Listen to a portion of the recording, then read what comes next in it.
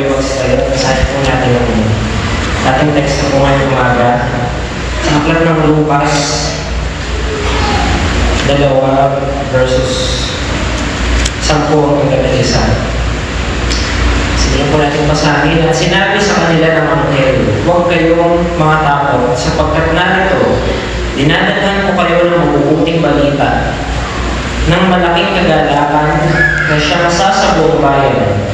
Sapagkat ipinanganak sa inyo ngayon sa bayan ni David ng isang tagapagligtas na siya ang Kristo Panginoon. Tayo po ay manalangin. Aming Ama, salamat po sa umaga po itong muli na inyo pong binigay sa amin, Lord. Pagkakataon po na kami po ay lumapit sa inyong pasensya at sumama sa inyo. Mag-aaral po naman yung salita. Nawapakan naman ay po sa inyo po ang aming mga mataang puso. Kami po ay pakalataan namin po ng inyong pasensya. Salamat naman po ang kami namin sa mga alato ng Panginoon Jesus. Salamat po. Kahit po tayo magsayo po. Pero ngayon po siguro nararamdaman po natin isang diba? Mahal-mahal ng piliin.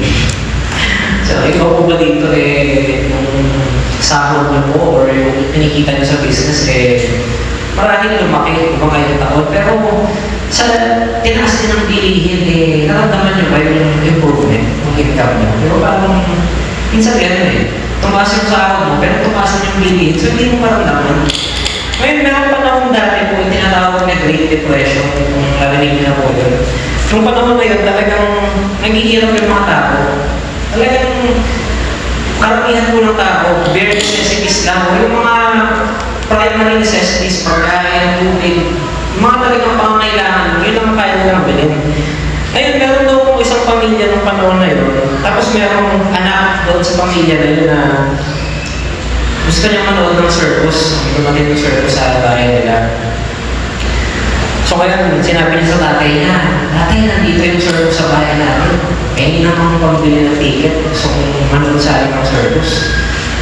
Siyempre, Great Depression nga ako ng panahon na yun. So sinabi ng tatay, anak, yung pera na meron tayo, mga pangangailangan lang talaga natin. Hindi natin afford magbayad ng ganyan. Pero kung magtatrabaho ka, kung may kung mag-ipon ng pera para dyan, tutumasan ko yung naipon mo. Tingnan natin kung maabot sa gusto mong bilhin na ticket. So yung bata, ganun yung ginawa niya, kung anong trabaho kung ginawa niya. Mga odd jobs lang, mga appropriate lang sa edad niya. So eventually, naipon niya yung pera kailangan niya. At pinagod mo tatay yung mga ako, binigyan niya siya ng katumbas ng naipon niya. Tingin sapat niya yun para bilhin yung ticket para doon sa circus.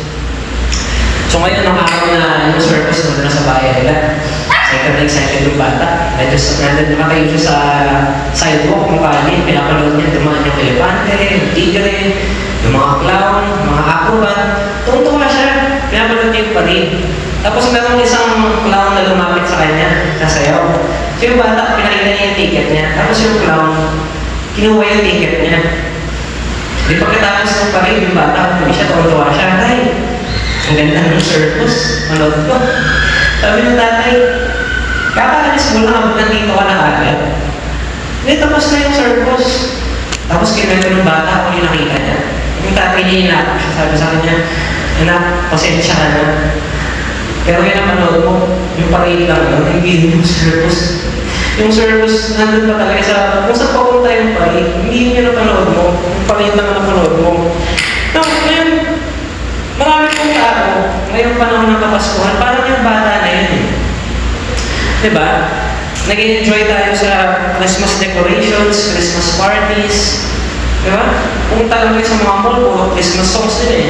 Not all of them are Christian Christmas songs, pero some of them are. And talagang nakaka-enjoy naman po ang panahon ng Kapaskuhan, hindi po ba? Pati yung mga reunion natin sa pamilya natin, mga kaibigan, everything about Christmas. Pero, baka po nami-miss natin yung main event, di ba? Baka yung paano nakikita natin yung parada lang. Hindi pala tayo naka-attend talaga ng circus. Baka po ma-miss natin yung totoong kagalakan po na dala ng Kapaskuhan. No, ngayon po, sa binasa natin kanina, sinabi po ng anghel kung ano yung pinagmumulan nitong totoong kagalakan na. Sinabi niya sa mga pastrol nung unang gabi na yun. Yun yung unang gabi ng Kapaskuhan eh. Siyempre, yung kapanganakan ng ating Panginoon. Muli po sabi dito sa ating text kanina, at sinabi sa kanila ng anghel, huwag kayong mga takot, sapagkat narito, dinadalhan ko kayo ng mabubuting balita, ng malaking kagalakan na siyang sasabuong bayan, sapagkat ipinanganak sa inyo ngayon sa bayan ni David ang isang tagapagligtas na siya ang Kristo ng Panginoon. So again po, kung hindi nyo pa man tinatanggap ang ating Panginoon bilang tagapagligtas, siguro at Christmas, na panahon ng Kapaskuhan, masaya ka pa rin eh. May ganong feeling ka pa rin na, syempre Christmas ngayon eh. Di ba? Marinig ko lang si Jose Marichan, masaya ka rin eh. So, nandun pa rin yung feeling na yun eh. Di ba ginawag nga rin to, it is the most wonderful time of the year, di ba? Sabi. Pero ang totoong kagalakan po ng Kapaskuhan, dapat nararamdaman natin yun buong taon, all year long. And nanggagaling po yun sa kaalaman natin, kung talagang alam natin na tayo ay tama sa mata ng Panginoon. We have that fellowship with God. We are right in the eyes of God. Nandun din po yung contentment from knowing that we have a hope. Meron tayong pag-asa sa kabila ng mga hindi kasiguraduhan sa buhay natin. Yung ganong klaseng kagalakan, yung lasting joy. Nanggagaling lang po yun sa talagang, kung alam natin, kung kilala talaga natin ang ating Panginoon bilang tagapagligtas. So, next slide po, please. Bakit sinabi ng anghel na yung balita tungkol sa tagapagligtas ay malaking kagalakan? Unang-una po, the news about the Savior brings great joy because it is good news for sinners. Yung balita po tungkol sa kapanganakan ng tagapagligtas, nagdadala po yan ng malaking kagalakan dahil nga po magandang balita yan, especially para sa ating mga makasalanan. Now let's imagine po again yung setting kanina, di ba? Nandun yung mga anghel, yung mga pastol, bago dumating yung anghel. At ngayon, wala bang gabi nun? Nasa kaliliman sila. Biglang nagpakita yung anghel. Nung nagpakita po yung anghel, parang naging tanghaling tapat po yung liwanag. Ganun kaliwanag po. Now, next slide po, please.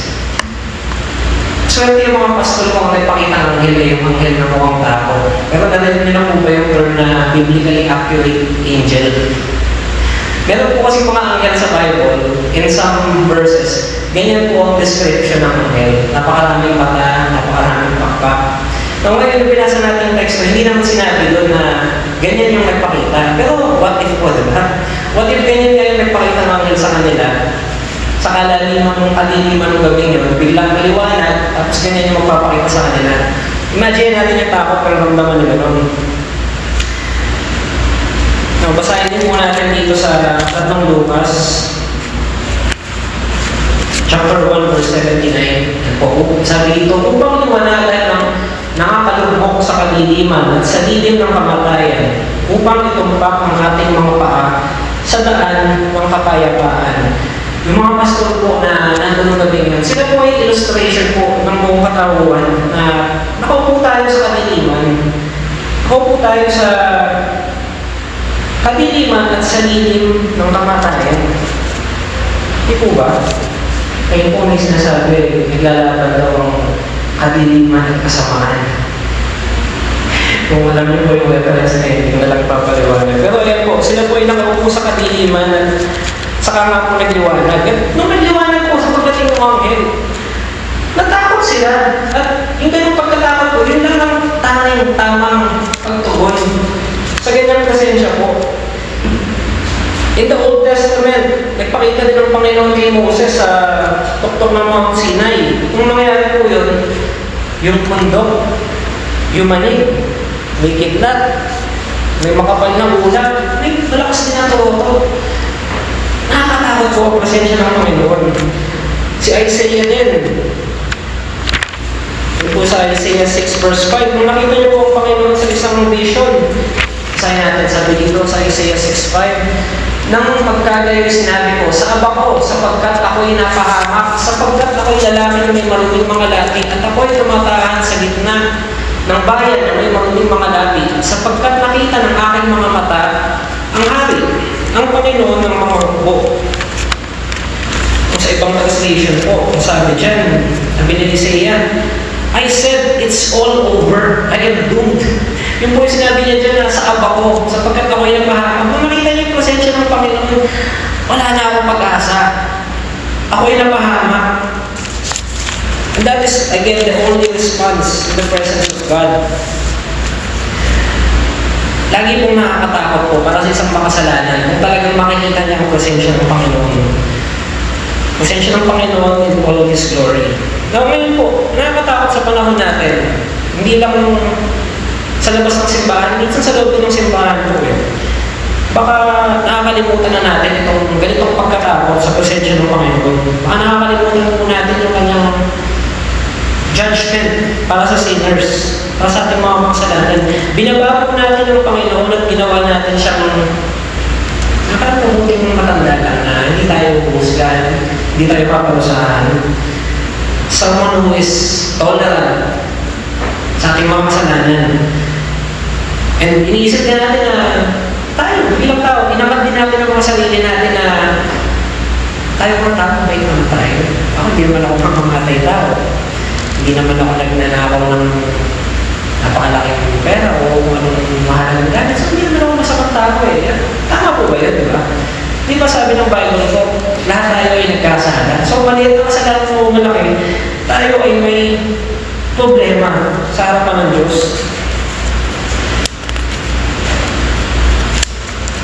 Okay po, as an illustration po dito,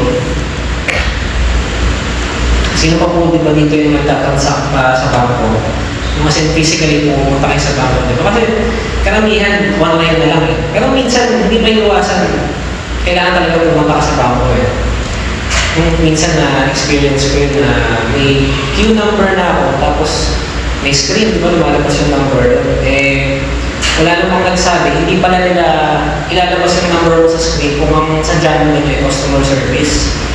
Eh, ilalagay naman yung number mo doon kung sa teller ka, pero kung ibang transaction, tinatawag lang nila. Eh, habang naghihintay, yung music ako, hindi ko narinig. So, nalagpasan pala yung number ko.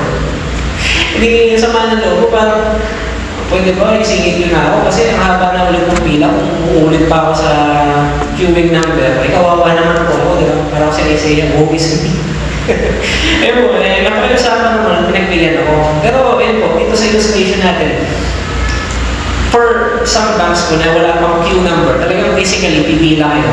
What if habang nakapila ka, bigla akong pumasok doon, hinila kita sa braso mo palabas, nasaktan yung braso mo, napunit yung t-shirt mo, tapos sabi mo sa akin, teka, anong ginagawa mo sa akin?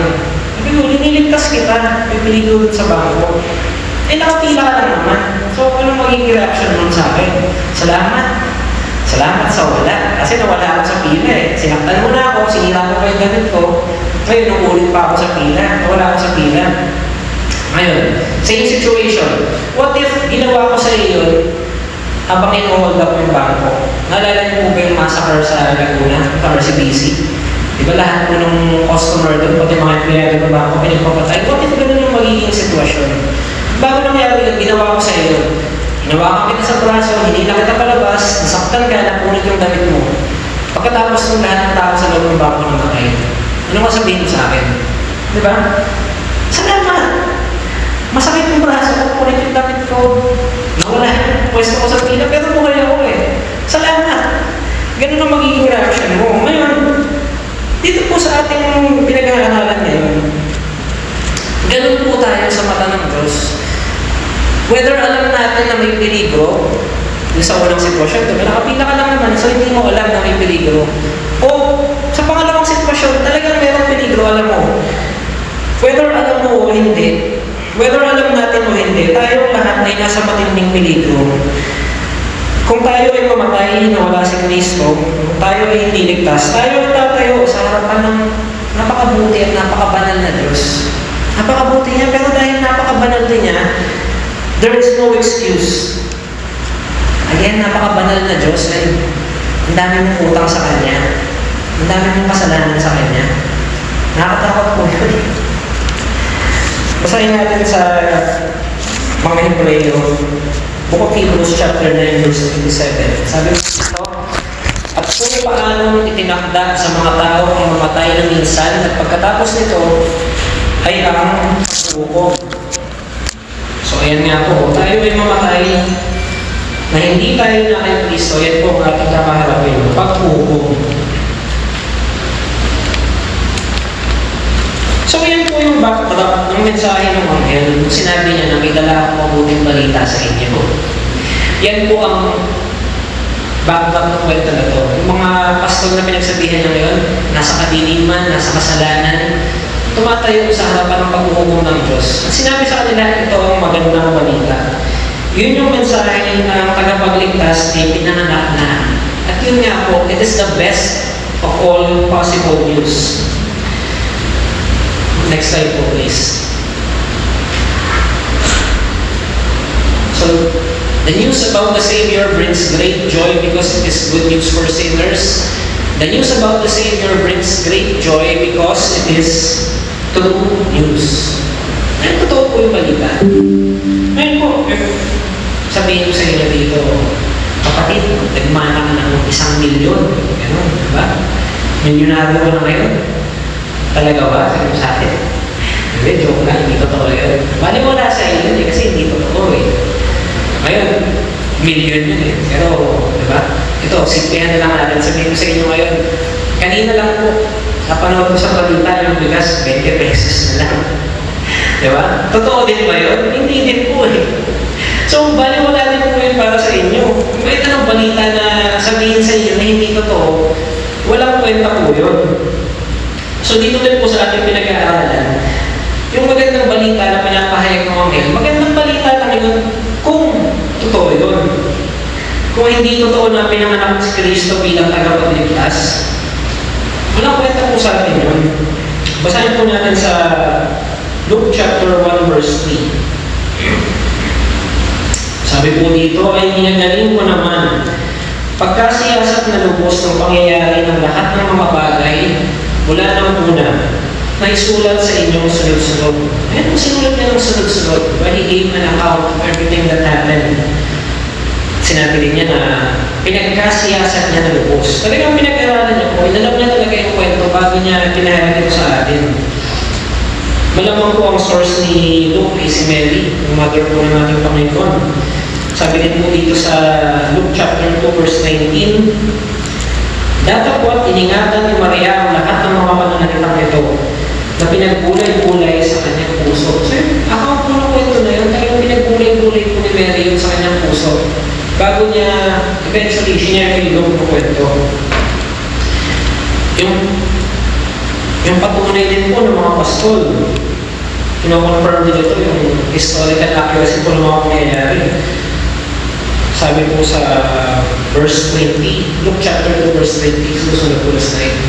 At nagbalik ang mga pastor at niluwalhati at pinupuri ang Diyos dahil sa lahat ng mga bagay na kanilang nakadinig at nakakita ayon sa sinabi sa kanila. Gaya nga po ng sinabi ng mga sa kanila, kanila din narinig at nakita mismo yung kapanganakan nga po ng ating Panginoon. Pwede nyo isipin na what if yung mga pastor na yun gumagawa lang ng kwento, di ba? Invento lang nila yun. Kung ako mag-i-invento ng kwento, gaganda lang siguro. Sabihin ko yung tagapagligtas, pinanganak siya sa Jerusalem. Hindi sa Bethlehem, ano ba yung Bethlehem? Pinanganak siya sa Jerusalem, sa palasyo ng hari. May nakapalimot ng mga sundalo. Nung pinanganak siya, umiginang siya. Talagang amazing. Di ba mag-invento ko yung ganong kwento, gagandahan mo na. Pero ano ba yung naging kwento ng ating Panginoon? Di ba? Pinanganak siya sa sabsaban, isang manger. Simple-simple lang po eh. Of course, may mga aspeto yun ng miraculous. Diba? Of course, it was the virgin birth. Of course, yung mga anghel na ipakita ng gabi yun. Pero yung pagkakakwento dito, matter of fact yung pagkakakwento eh. Hindi siya talinhaga or fantastical eh. Basahin din po natin sa Book of Micah chapter 5 verse 2. Ito po ay more confirmation po na mayroong prophecies in the Old Testament na na-fulfill po ng pangangalaman ng Panginoon. Sabi po dito sa Micah 5:2, ngunit ikaw, Bethlehem Ephrata, na maliit upang lumagay sa libo-libo ng Huda, mula sa iyo ay lalabas sa akin ang isa na magpupuno sa Israel na ang pinagbuhatan niya ay mula ng una, mula ng walang hanggan. So this was about 700 years earlier in the Old Testament kung kailan po, diba, kasi po yung kapanganakan ng ating Panginoon, Bethlehem.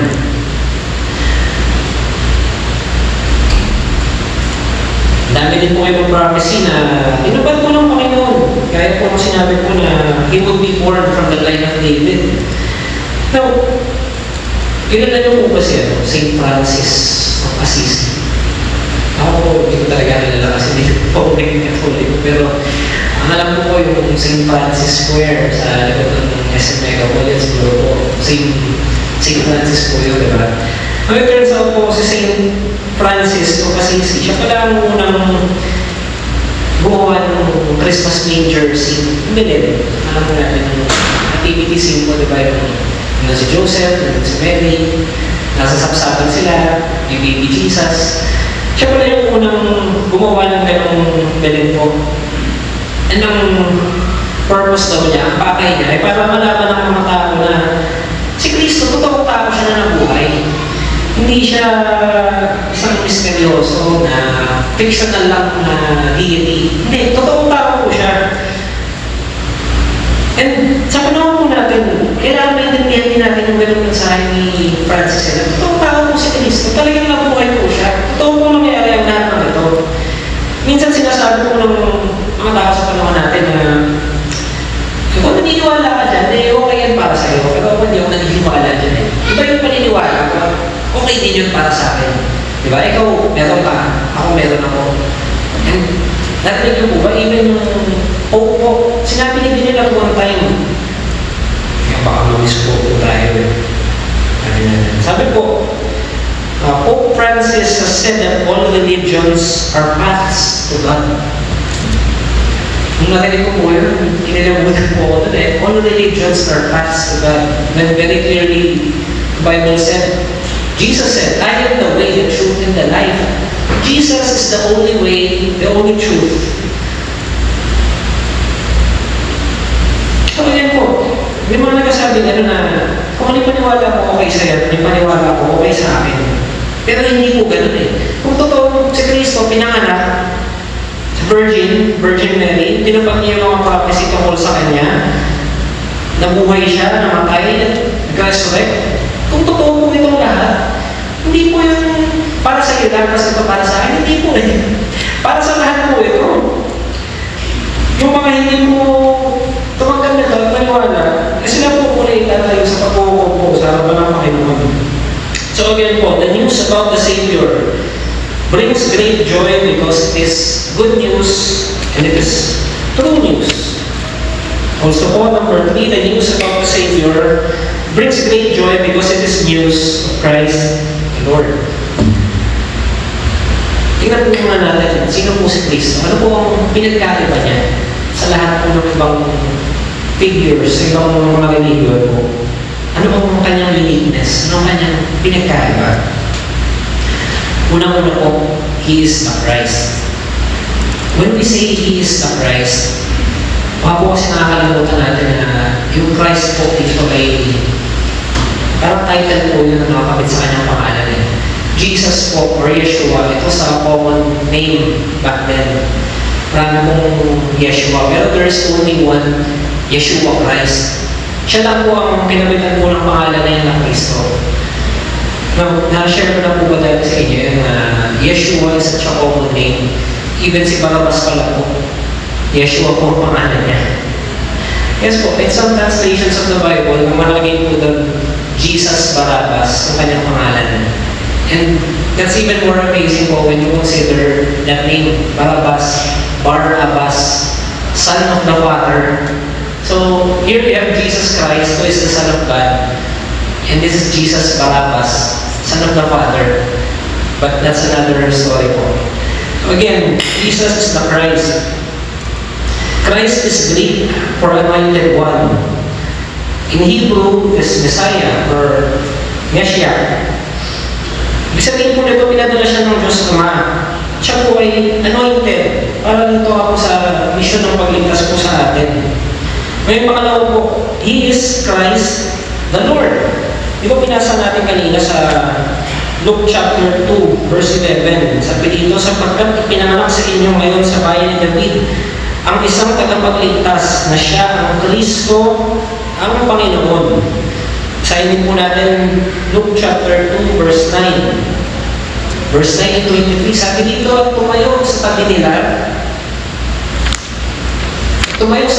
ang isang anghel ng Panginoon at ang kaluwalhatian ng Panginoon ay nagniwalag sa palibot nila at sila'y totoong nangatakot. Sabi din sa 23, ayon sa nasusulat sa kautusan ng Panginoon, ang bawat lalaking nagbubukas ng bahay bata ay tatawagin banal sa Panginoon. Yan po verse 9 and verse 23, ilang beses po sinabi yung Panginoon. Yung Panginoon po na yan, that is God. That is the same word that is used for Christ. Christ the Lord. Kristo ang Panginoon. So, Panginoon din po siya, the same as God. Now, finally po, ito sa pagkakaiba ng ating Panginoon sa Kristo, He is a man. So, He is Christ. He is Christ the Lord. He is also a man. Now, this is also an entirely separate topic po pagkatao ni Kristo. Pero just to illustrate po a little bit of this topic, God made covenants with His people in the Old Testament. Meron siya mga tipan sa kanyang mga tao. Started with Adam. Meron siya covenant with Adam. Meron siya covenant with Abraham. Meron siya covenant with the Israelite people. All of those covenants were broken. Hindi po tinupad ng mga katipan ng Panginoon. Now, it is important for Jesus Christ to be born as a man. Kasi po, lahat po ng covenant na yun ay hindi natupad. Tinupad po niya yun eh. Siya po yung tumupad sa lahat ng utos ng Panginoon. Sa lahat po ng pinangako ng Panginoon. And that's why He has to be a man. Siya po ulit yung representative natin eh. Kung paano sinabi po, diba? By one man, sin came into the world. Sa pamamagitan ng isang tao pumasok ng kasalanan sa mundo. But through Adam. Ngayon, through Jesus Christ, we can be reunited with God. Kaya kailangan po tao siya as our representative.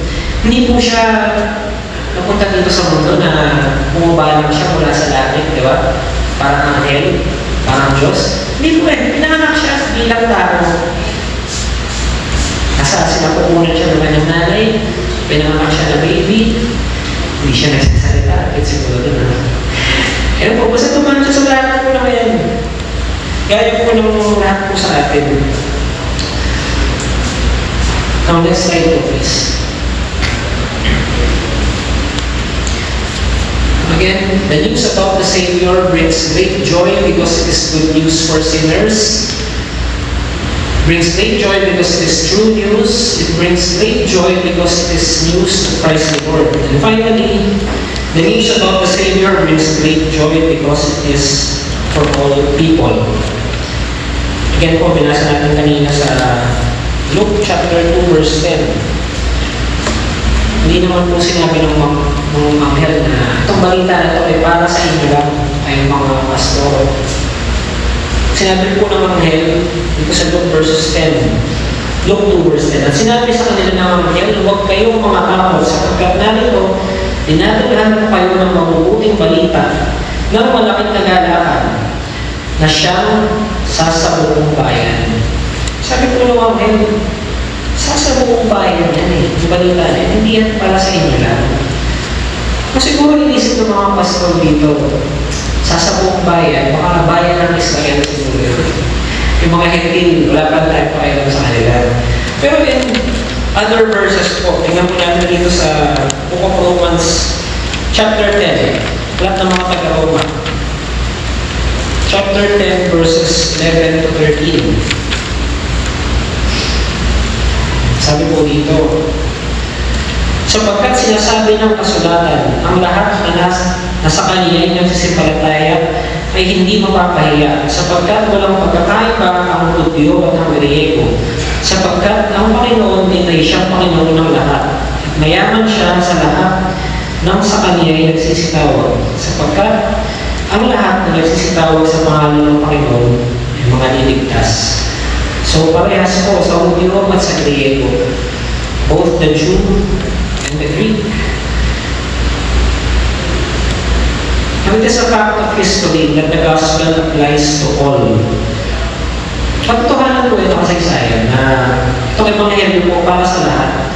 At binabago po ito lahat ng naniniwala at naliligtas. Kahit po yung mga, alam niyo po ba kung yung animal? Tao na kumakain ng kapwa-tao. Kahit po gano'n, may mga gano'n po na nabago na po itong ebanghelyo. Meron daw po kwento ng isang tao nasa South Sea Island siya. Hindi ko din alam kung ano yung South Sea Island. Pero nung hinanap ko sa internet, nasa Fiji daw yun. So parang siguro yung mga isla nila Moana. Gano'n. Yung kung may Moana po dyan, sure yung mga familiar kayo. Parang ganun isla po. So, mga tribes na po na tao.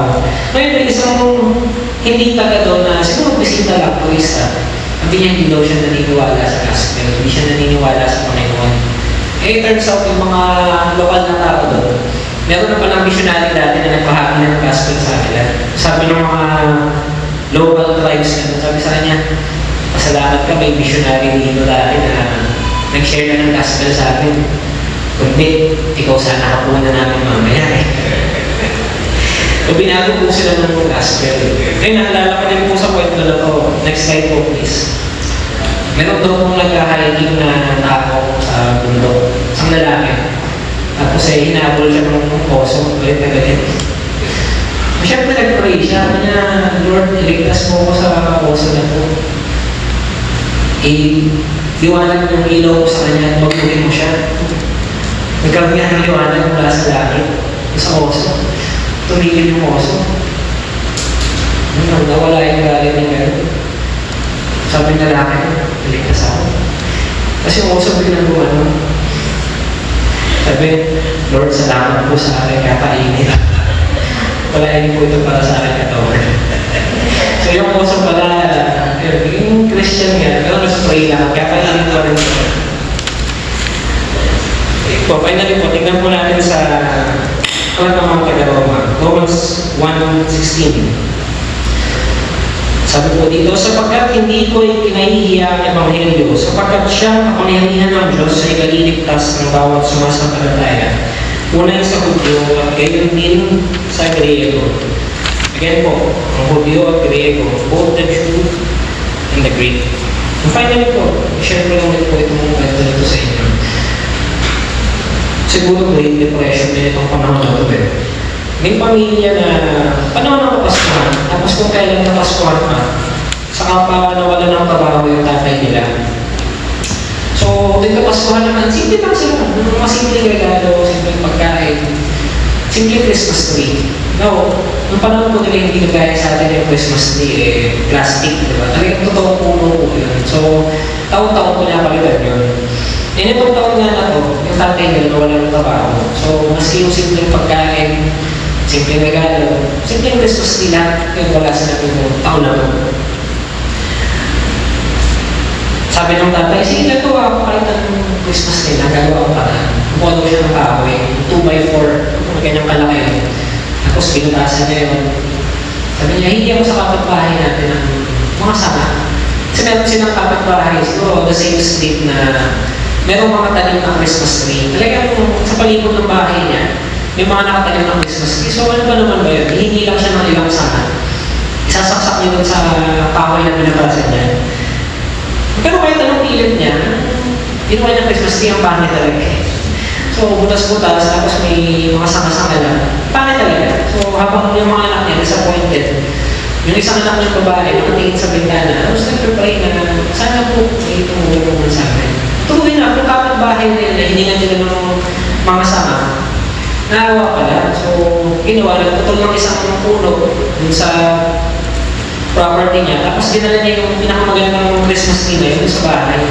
Nagdala siya ng ilang munting regalo para sa mga bata. So, nung taon na yun, kahit walang trabaho yung tatay, kahit malungkot na sana, itong kanilang mga kapitbahay na nagmamuting loob, bigyan ng regalo sa kanila, nagbigay ng Christmas tree. Dahil doon naging masaya pa rin yung Pasko nila. Yung batang babae na yun nakatingin daw sa pintana, eventually siya yung lumaki at nagsulat ng kwento na yun. At nung malaki na siya, tuwing madadaanan niya yung bahay niya ng kapitbahay niya, nakikita niya meron ng patlang, may gap, yung hilera ng mga Christmas tree. Every time makikita niya, may patlang doon dahil sa amin. Dahil binigyan kami ng kapitbahay namin na yung puno. So naalala niya yun. Ngayon po, itong kwento ng kapaskuhan para sa atin. Tayo po yung batang yun eh. Tayo po yung binigyan ng puno. Let's imagine, let's think for a second, what if yung kapitbahay natin pinutol yung puno? Pero hindi naman pala sa atin ibibigay. Anong significance nung patlang na yun pag madadaanan natin yun, di ba? Siguro magtataka tayo, ano kaya nangyayari doon? Pero other than that, wala tayong pakialam. Wala tayong pakialam bakit may kulang na isang puno. Pero dahil tayo yung tumanggap ng puno na yun, dahil tayo yung tumanggap ng mga regalo ng taon na yun, mula sa ating napakabuting kapitbahay. Kung makikita natin yung patlang na yun sa kanyang property, yung kulang, nawawalang Christmas tree, magpasalamat tayo eh. That is the same with the story of Christmas. Hindi lang po ito about the shopping, the celebrations, the decorations, the singing, all of that is good. But the main event of the story is still Christ. Ang kanyang kapanganakan, ang kanyang pagkamatay at pagkabuhay muli, yung kanyang pagligtas sa atin. Ito po yung main event of Christmas. Next slide po please. Ang huling slide. And again, the news about the Savior brings great joy because it is good news for sinners. It is good news, it is news of Christ and work, and it brings great joy because it is for all people. Ayaw na na. Aming Ama, salamat po muli sa oras po ito, sa muling oras po ng pagkakataon ninyong salita. Mga Panginoon ay naging kalugod-tugod po ito sa inyong ulan. Sa amin naman po, ito ay mga lalaro namin, aming mga pinag-aaral, ito po yung aming bayan-bayan. Especially po ngayong panahon ng Paskuhan. Salamat po muli, Panginoon. Salamat po sa inyong sacrifice. Salamat po sa inyong patuloy na pagkabay sa amin. Kung aming panalangin sa pangalan po